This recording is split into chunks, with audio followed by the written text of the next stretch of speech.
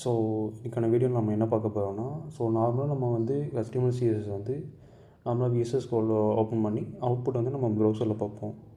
So இது வந்து எப்படின்னா, நம்ம ஒரு கஸ்டமைசேஷன் டெவலப் பண்ணி ஒரு ஒரு வெப்சைட் வந்து ஹோஸ்ட் பண்ணி அதை எப்படி அதோட URL காப்பி பண்ணி நம்ம அதர் வெப் ப்ரௌசரில் நம்ம என்ட்ரு பண்ணும்போது இல்லை காப்பி பண்ணும்போது அது எப்படி உங்களுக்கு வந்து டெப்ளை ஆகுதுன்னு சொல்லி நம்ம பார்க்க போகிறோம். ஸோ ஃபஸ்ட்டு உங்களோட ப்ரௌசர் ஓப்பன் பண்ணிக்கோங்க. அதில் இந்த ஃபீச்சர் வந்து W3S ஸ்கூலில் தான் அவைலபிளாக இருக்குது. நம்ம W3S ஸ்கூலில் வந்து ஆல்ரெடி சர்ச் பண்ணி வச்சுருக்கேன், நான் என்ட்ரு பண்ணிக்கிறேன். ஸோ அந்த வெப்சைட்டோட ஃபஸ்ட்டு வந்து லிங்க் இருக்கும். அந்த ஃபஸ்ட்டு லிங்கை கிளிக் பண்ணிட்டு உங்களோட ஐடி வந்து நீங்கள் லாகின் பண்ணிக்கோங்க. அதாவது என்னோடய ஐடி ஆல்ரெடி லாகின் பண்ணிங்கன்னா உங்களுக்கு வந்து இந்த மாதிரி ஒரு மெனுஸ் காட்டும். இதில் வந்து கீழே வந்து ஸ்பேஸ்னு சொல்லி ஒரு ஆப்ஷன் இருக்கும்.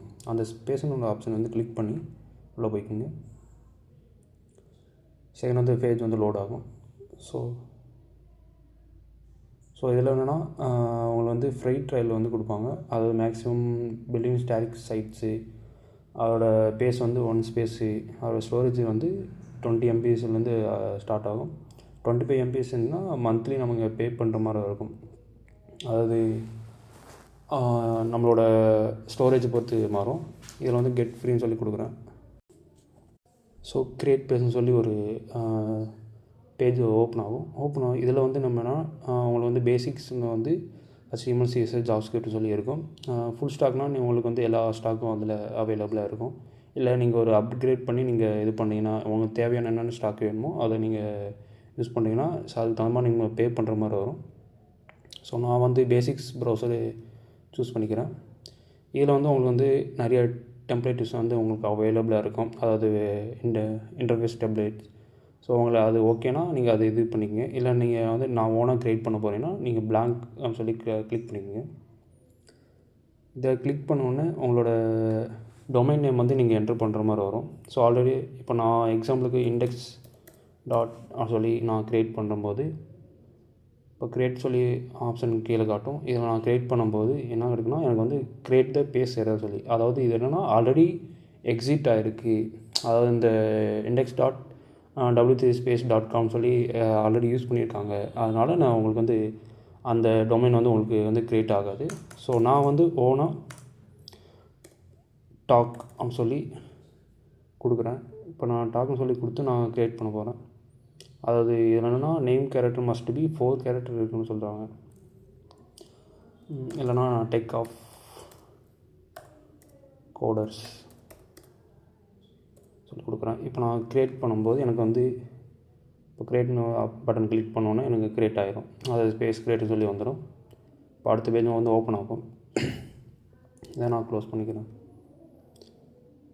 ஸோ இதில் வந்து அதோட ரீட்மின்னு சொல்லி கொடுத்து அதில் என்னென்ன யூஸ் பண்ணணும் இந்த மாதிரி சொல்லி அதோட டீட்டெயில்ஸில் கொடுத்து வச்சுருவாங்க. இதை நீங்கள் க்ளோஸ் பண்ணிக்கோங்க.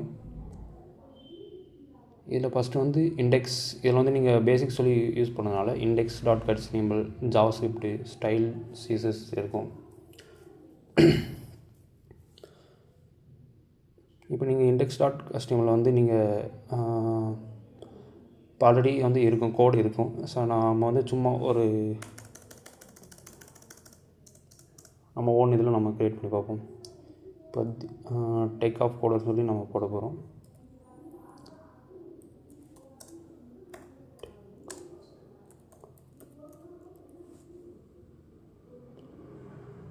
ஸோ டேக் ஆஃப் கோடர் கொடுத்த உடனே இங்கே ரீலோட் பண்ணோடனே அங்கே பேஜ் வந்து உங்களுக்கு வந்து ரீலோட் ஆகும்.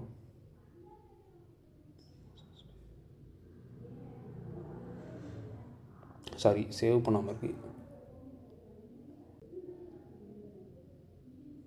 ஸோ சரி ரன் மேலே ஒரு ஆப்ஷன் இருக்குல்ல, ரன் கொடுத்தோன்னா உங்களுக்கு வந்து சேவ் ஆகி உங்களுக்கு வந்து ரன் ஆகும். இப்போ நீங்கள் வந்து இது பண்ணும்போது உங்களுக்கு டேக் ஆஃப் கோடர்னு சொல்லி அந்த ஒரு உங்களுக்கு வந்து டைரெக்டாக போஸ்ட் ஆகி அதாவது ஆட்டோமேட்டிக்காக இங்கே இருக்குது பாருங்களா, URL HTTP tag of coders W3 base சொல்லியிருக்கும்போது இந்த மாதிரி உங்களுக்கு வந்து க்ரியேட் ஆகும்.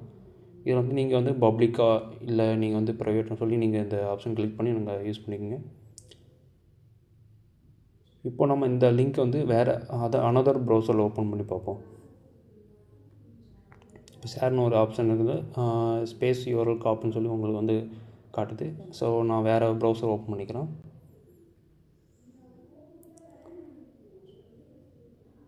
இதில் நான் வந்து அந்த யூஆர்எல் பேஸ்ட் பண்ணும்போது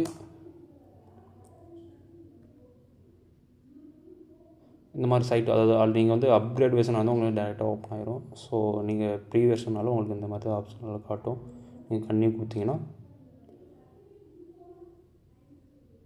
டேக் ஆஃப் கோடுன்னு சொல்லி உங்களுக்கு வந்து இந்த மாதிரி. ஸோ இந்த மாதிரி தான் உங்களுக்கு வந்து ஃப்ரண்ட் அண்ட் டூல்ஸ் நீங்கள் வந்து கற்றுக்கும் போது சும்மா ஒரு ஹோஸ்ட் பண்ணி பார்க்கணும், நீங்களாக ஒரு வெப்சைட் டெவலப் பண்ணி எப்படி ஹோஸ்ட் ஆகுது, இந்த மாதிரி, அதாவது ரெஸ்பான்ஸிவ் ஒரு டிசைன் வந்து எப்படி இருக்குது, இப்போ மொபைல் வியூவில் எப்படி இருக்குது, டேப்லெட் வியூவில் எப்படி இருக்குது, டெஸ்க்டாப் வியூவில் எப்படி இருக்குன்னு சொல்லி நீங்கள் இந்த மாதிரி பேசிக்காக, அதாவது அந்த 20 MB பேஸுக்குள்ளே உங்களுக்கு என்னென்ன க்ரியேட் பண்ண முடியும், அதாவது ஒரு பிகினராக இருந்து லேர்ன் பண்ணும்போது நீங்கள் எப்படி ஹோஸ்ட் ஆகணும்னு சொல்லி கற்றுக்கலாம். அது இந்த மாதிரி ஆப்ஷனை யூஸ் பண்ணி கற்றுக்கலாம்.